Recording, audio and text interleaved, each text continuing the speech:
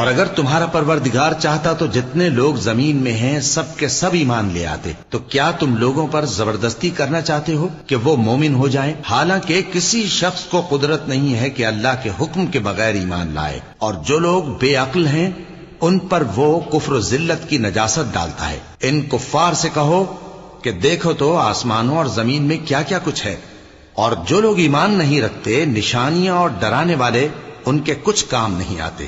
سو جیسے برے دن ان سے پہلے لوگوں پر گزر چکے ہیں اسی طرح کے دنوں کے یہ منتظر ہیں. کہہ دو کہ تم بھی انتظار کرو، میں بھی تمہارے ساتھ انتظار کرتا ہوں. پھر ہم اپنے پیغمبروں کو اور مومنوں کو نجات دیتے رہے ہیں، اسی طرح ہمارا ذمہ ہے کہ مسلمانوں کو بھی نجات دیں.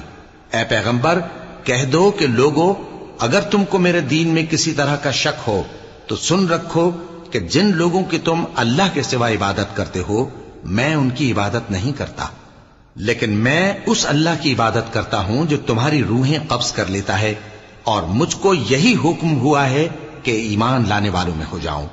اور یہ کہ اے نبی سب سے یکسو ہو کر دین اسلام کی پیروی کیے جاؤ اور مشرکوں میں ہرگز نہ ہونا، اور اللہ کو چھوڑ کر ایسی چیز کو نہ پکارنا جو نہ تمہارا کچھ بھلا کر سکے اور نہ کچھ بگاڑ سکے. اب اگر ایسا کرو گے تو ظالموں میں ہو جاؤ گے. اور اگر اللہ تم کو کوئی تکلیف پہنچائے تو اس کے سوا اس کا کوئی دور کرنے والا نہیں، اور اگر تم سے بھلائی کرنی چاہے تو اس کے فضل کو کوئی روکنے والا نہیں. وہ اپنے بندوں میں سے جسے چاہتا ہے فائدہ پہنچاتا ہے، اور وہ بخشنے والا ہے، مہربان ہے.